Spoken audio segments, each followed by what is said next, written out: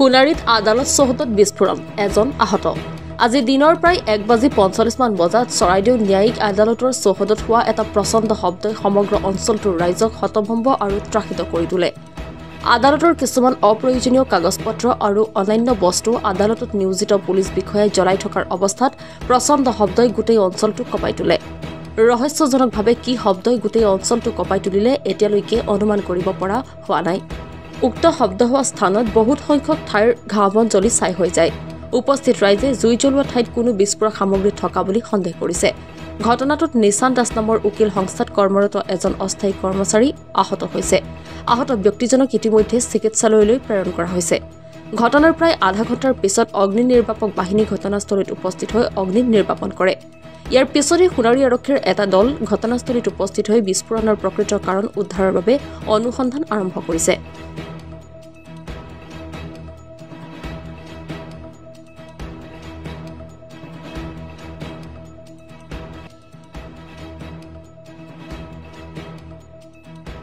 দিনৰ প্ৰায় 1:45 বজাত আমি সকলো ব্যক্তি যেতিয়া কৰ্মৰত অৱস্থাত আছিলোঁ তেতিয়া মানে দুটামান সৰু সৰু শব্দ শুনা পাওঁ আৰু বাহিৰলৈ চাই আমি দেখা পাওঁ যে তাত অগ্নিসংযোগ কৰিছে।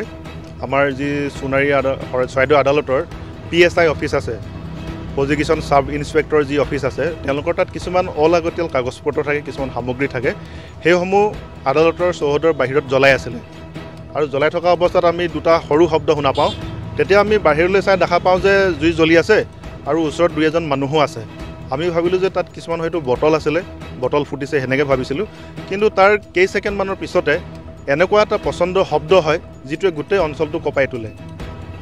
আৰু লগে লগে আমাৰ মানে হোৱা দোৱা অৱস্থা হয়।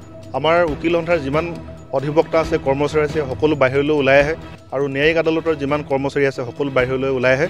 কিন্তু বৰ্তমানলৈকে আমি জানিবলৈ সক্ষম হোৱা নাই যে এই শব্দটো কিহৰ পৰা উৎপত্তি হ'ল। এইটো চিলিণ্ডাৰ ব্ৰাষ্ট হ'লে যেনেকুৱা শব্দ হয়, কিন্তু চিলিণ্ডাৰ ব্ৰাষ্ট হোৱাতকৈ বেছি অত্যধিক মানে শব্দৰ প্ৰকোপ হৈছে।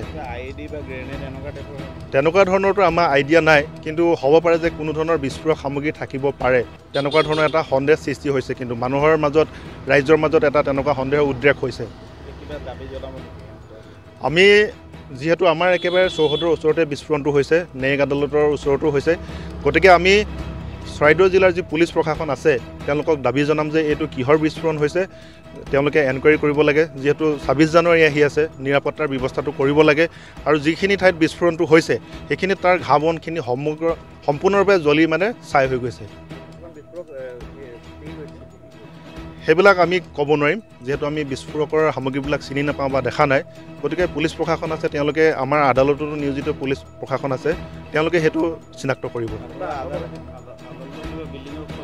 আদালতৰ জুডিচিয়েল আদালতৰ 2-এখন গ্লাছ ফাটিছে বুলি কৈছে।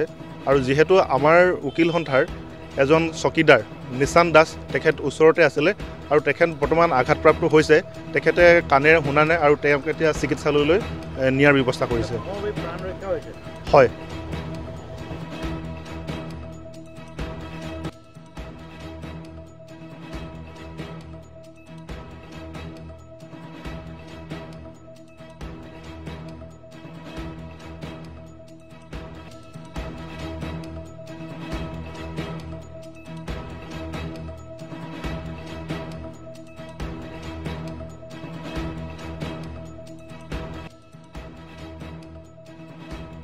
সাপেখাতিৰ পৰা ৰাজীৱ কলিতাৰ ৰিপৰ্ট, অসম টুডে।